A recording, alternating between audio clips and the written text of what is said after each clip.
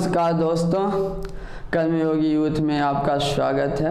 उम्मीद करते हैं आप लोग बहुत ही अच्छे होंगे। चलिए दोस्तों, आज का एक करंट अफेयर की टॉपिक लेते हैं, ताउते साइक्लोन। ताउते साइक्लोन केरल से लेकर के केरल से शुरू हुआ, आपको पता है इंडिया के केरल राज्य में इफेक्ट किया, वहाँ से फिर कर्नाटक, गोवा, महाराष्ट्र, गुजरात होते हुए यूपी, बिहार, छत्तीसगढ़, झारखंड तक इस ताउते साइक्लोन ने प्रभावित किया। सबसे पहले आप देखते होंगे, अगर करंट में रहते होंगे तो ये बात तो पता होगा कि इतना बड़ा एरिया कवर करने में इतना बड़ा एरिया शायद ही कोई कवर करता है, वो भी एक कंट्री में। अदरवाइज मैक्सिमम क्या होते हैं, एक कंट्री में पश्चिम बंगाल में शुरू हुआ, उसके बाद पश्चिम बंगाल, फिर पता चला उड़ीसा और किनारे वाले तटों को राज्य पूरा करते हुए निकल जाते हैं दूसरे। तो आइए दोस्तों देखते हैं साइक्लोन।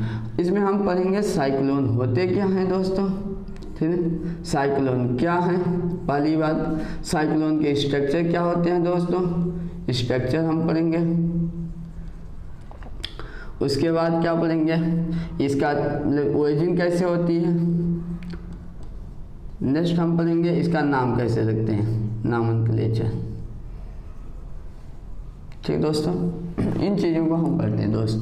साइक्लोन क्या होते हैं आप जानते हैं, बवंडर अपने साइक्लोन जिसको हम बोलते हैं चक्रवात, चक्र में चारों ओर घूमना, जो एक ऐसे ऐसे घूमते घूमते एक राउंड बना ले, इसी को हम क्या बोलते हैं चक्रवात, चक्र की तरह संरचना बनाने वाले। गांव में इसको बवंडर से जैसी शुरुआत बोलते हैं, बवंडर से जैसी शुरुआत होती। तो अक्सर होता है क्या, आप गर्मी के मौसम में गाँव में बहुत अक्सर देखे होंगे कि ऐसे शुरू होती है, नीचे जो बहुत पतला सा होता है, ऊपर ऐसे ऐसे होते होते उसकी चौड़ाई बढ़ती जाती है ना दोस्तों। बस यही कॉन्सेप्ट इसमें भी होता है। ये अब होता है ऐसे कैसे, मान लीजिए कोई ऐसा पॉइंट है जहाँ पर टेम्परेचर तो हर जगह समान पड़ता है, लेकिन कोई ऐसा पॉइंट आ जाए जहाँ पर गर्मी ज़्यादा हो, जहाँ पर धरातल की स्थिति और स्थिति अलग हो, तो वहाँ पर अगर टेम्परेचर ज़्यादा होने की वजह से अगर यहाँ पर दाब, जहाँ टेम्परेचर ज़्यादा होगा सिंपल सी बात है वहाँ दाब कम होगा। अगर दाब कम होगा तो यहाँ से हवाएं ऊपर की ओर उठेंगे।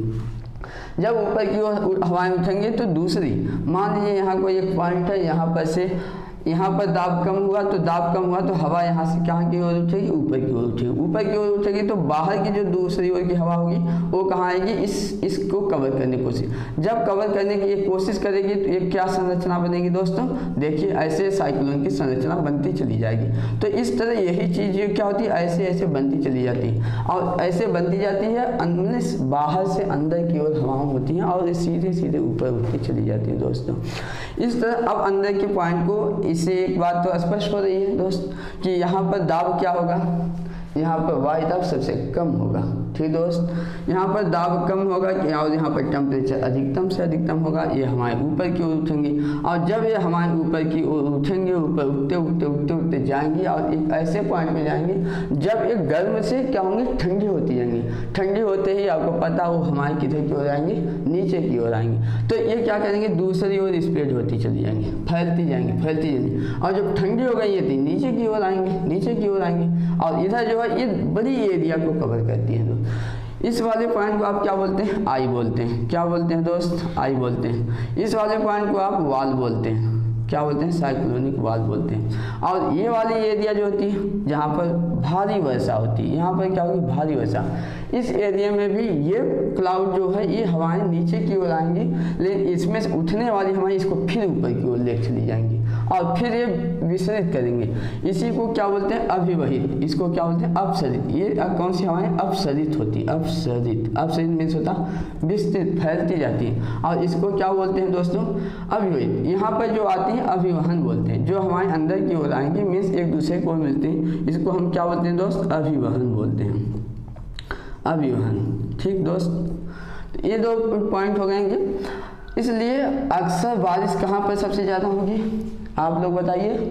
सबसे ज़्यादा बारिश इन किनारों पर होगी, इन बीच में बारिश कम से कम होगी। लेकिन ये भी आप बताइए हवाएं सबसे तेज़ कहाँ पर होगी, सबसे तेज़ हवाएं इस क्षेत्रों में होंगी, इन क्षेत्रों में। यहाँ पर नीचे हवाएं उतरेंगी, जहाँ पर हवाएं नीचे उतरती वहाँ पर प्रेशर क्या होता है, हमेशा वहाँ प्रेशर हमेशा अधिक होता है। क्यों हम अधिक होगा, क्योंकि हवाएं उतर रही है तो प्रेशर ऐसे ही दबा रही है भाई दोस्त। जब यहाँ दबी, यहाँ नीचे आई, फिर ये दोनों ओर फैलेंगी, ये हवाएं फिर इधर की हो जाएंगी, फिर उठेंगे। तो ये कंडीशन चलती रहती है। अक्सर जो होते हैं, अक्सर साइक्लोन जो होते हैं कहाँ उत्पन्न होते हैं, ये महासागरों में उत्पन्न होते हैं। अब हम ये जानते हैं, ये देखिए दोस्त, आपने स्ट्रक्चर समझ लिया हमारी। अब साइक्लोन उत्पत्ति इसकी कहाँ पर होती है, महासागरों में होती है। महासागरों में क्यों उत्पत्ति होगी, इसलिए होंगी कि आप देख रहे हैं कि यहाँ ऊपर उठ रही हैं हवाएं, तो इनको एक ऊर्जा चाहिए ऊपर उठने के लिए। हवाओं मीन्स इन हवाओं को ऊपर उठने की ऊर्जा चाहिए, ऊपर उठने के लिए ऊर्जा। अब एक गर्मी की वजह से हवाएं ऊपर जाएंगे फिर नीचे ठंडी होकर आएंगे, धरातल पे आ जाएंगे, तो इनको ये ऊर्जा मीन्स ये वाष्प नहीं मिल पाती हैं, इसलिए यह अक्सर कहाँ उत्पन्न होते हैं, यह महासागरों में उत्पन्न होते हैं। अच्छा, दूसरी बात, साइक्लोन उत्पन्न होते हैं महासागरों में, वो भी कहाँ पर उत्पन्न होंगे, ये अगर पृथ्वी है प्यारे दोस्त, तो इसका ये क्या होगा, ये इक्वेटर है। अगर इक्वेटर है तो आपको जैसे कि पता है कि यहाँ पर दाब सबसे कम होता है। अगर यहाँ पर सबसे क्यों दाब कम होता है कि सबसे ज़्यादा सूर्य की किरण सीधी पड़ती है, यहाँ सूर्य की किरण ज़्यादा यहाँ सीधी पड़ती है, तो यहाँ पर सिंपल सी बात दाब कम होगा। दाब कम होगा तो यहाँ से हवाएं क्या होंगी, ऊपर की ओर उठेंगी, लेकिन इधर से भी हवाएं ऊपर की ओर बढ़ती, दोनों ओर से हवाएं ऊपर की ओर सीधे उठ जाती हैं, इसलिए यहाँ पर कोई साइक्लोन नहीं बनता है। लेकिन जब यहाँ से 10 डिग्री सेल्सियस हम दक्षिण या उत्तर की ओर जाएं, इधर हम नॉर्थ बोलते हैं, इधर हम साउथ बोलते हैं, ये हमारा 0 डिग्री सेल्सियस होगा।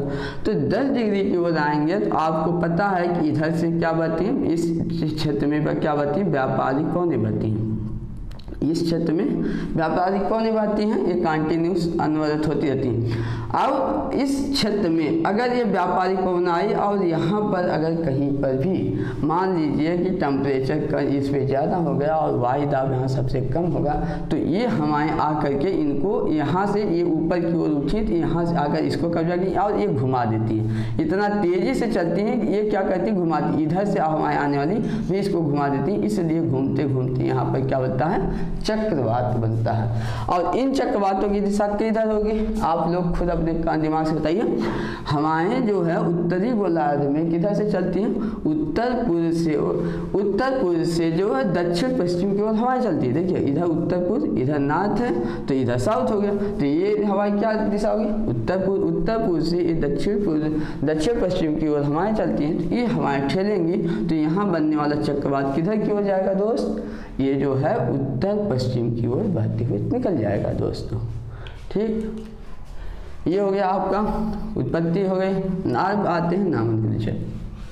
इसका नामकरण हम कैसे करते हैं ना, नामकरण के लिए इसके लिए एक संस्था है, वर्ल्ड मेट्रोलॉजिकल ऑर्गेनाइजेशन, WMO आप जिसको बोलते हैं, ये यूएनओ का एक बॉडी एक तरह से कर सकते हैं। वर्ल्ड मेट्रोलॉजिकल ऑर्गेनाइजेशन यह विश्व के जो है कुछ क्षेत्रों को डिवाइड किया, अलग अलग क्षेत्रों को बांटा हुआ। इसी तरह इसके बांटे हुए क्षेत्रों में एक क्षेत्र आता है, देखिए ये अगर हम मैप देख लेते हैं, बस अगर इधर हम मैप पे ध्यान देते हैं तो देख लीजिए वर्ल्ड मेट्रोलॉजिकल मीन्स जिसको आप हिंदी में बोलते हैं विश्व मौसम विज्ञान, अलग अलग क्षेत्र को, एक क्षेत्र इधर बांटा हुआ, ये इधर क्षेत्र बांट दिया है, एक इधर का क्षेत्र बांटा, एक इधर का क्षेत्र बांटा, एक इधर का क्षेत्र बांटा, इसलिए विश्व के अलग अलग क्षेत्रों में इसने क्षेत्रों को बांट दिया। अब उस क्षेत्र में आने वाले देशों से, उन क्षेत्र में आने वाले देशों से यह कुछ नाम मांगता है, भाई आप मेरे को कुछ नाम दे दीजिए। अब इस नामों को क्या किया जाता है, एक सीक्वेंस में रख लिया जाता है। अब आप बोलेंगे कि अमेरिका पाकिस्तान बोलेगा नहीं नहीं भाई हमारे नाम को सबसे पहले रखो, इंडिया के नाम को बाद में रखो, तो ऐसे तब तो झगड़ा हो जाएगा भाई, ऐसा वैसा होता नहीं है। इसमें एक सिस्टम चलाते हैं, वो सिस्टम क्या है, जो देश हर देश को अल्फ़ाबेटिकली नाम लेते हैं। भैया आपका देश हो गया, आपको अल्फ़ाबेटिकली अरेंज कर दिया गया। जैसे मान लीजिए इस क्षेत्र में हम इंडिया की अगर बात करते हैं तो इंडिया वाले क्षेत्र में आने वाले 8 देश शामिल हैं। कौन से देश हैं, हिंद प्रशांत क्षेत्र के इस क्षेत्र में 8 देश हैं, उसमें Pakistan, India, Sri Lanka, Maldives, Bangladesh, Myanmar, Thailand, ठीक है, इंडोनेशिया, इतने देश शामिल हैं दोस्त। अब ये सारे देश क्या करते हैं, अब एक नामों की लिस्ट दे देते हैं, 12 नामों की लिस्ट देते हैं, सब कोई 12 नाम देते हैं, ठीक दो। अब इन नामों को क्या किया जाता है, रख लिया जाता है, हर देश के एक एक नाम को रख लिया जाता है, ठीक।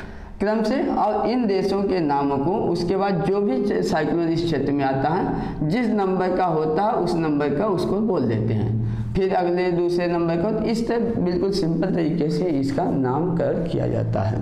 हम रीजन हो गया। रीजन में अब ये दिशाएं अभी हमने आपको बताया था, दिशाएं चलती हैं तो ये पूर्व से पश्चिम की ओर ये जाती हैं, तो उस क्षेत्र में आने वाले क्षेत्रों को कवर करती हैं। अब नामकरण में एक चीज़ और आप जान लीजिए, नामकरण में इसके नामकरण में क्या किया जाता है।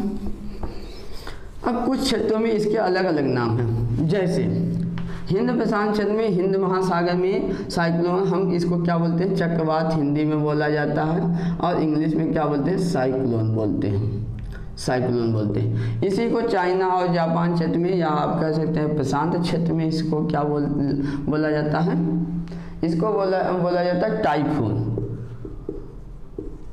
टाइफून बोला जाता है दोस्त। और इसी को अमेरिका, या आप बोल सकते हैं अटलांटिक वाले क्षेत्र में, अटलांटिक के क्षेत्र में इसको बोला जाता है हरिकेन बोलते हैं। तो ये हरिकेन, ये सब जो है अलग अलग नाम है, काम एक है, इनकी संरचना एक है, सिर्फ उत्पत्ति भी आप कह सकते हैं ये कहाँ पर होते, उष्णकटिबंधीय क्षेत्रों में ही अक्सर होते हैं, और बस इनके नाम अलग अलग क्षेत्रों में अलग अलग तरीके से हैं। ठीक है दोस्तों, आज की क्लास इतने तक ही है। आप जो है ज़्यादा से ज़्यादा लाइक करिएगा, वीडियो को लाइक कीजिएगा, सब्सक्राइब कीजिएगा, जिससे आपको नोटिफिकेशन मिलती रहे, आपको वैल्यूएबल पढ़ाई मिलती रहे।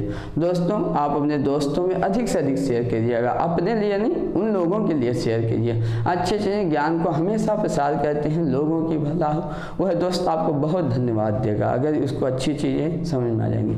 इसलिए दोस्तों, ज़्यादा से ज़्यादा लोगों को, अपने दोस्तों को शेयर करिए, व्हाट्सएप के थ्रू, टेक्स्ट मैसेज के थ्रू, अलग अलग तरीके से आप इसको शेयर करिए, सबको लाभ हो। ओके दोस्तों, धन्यवाद।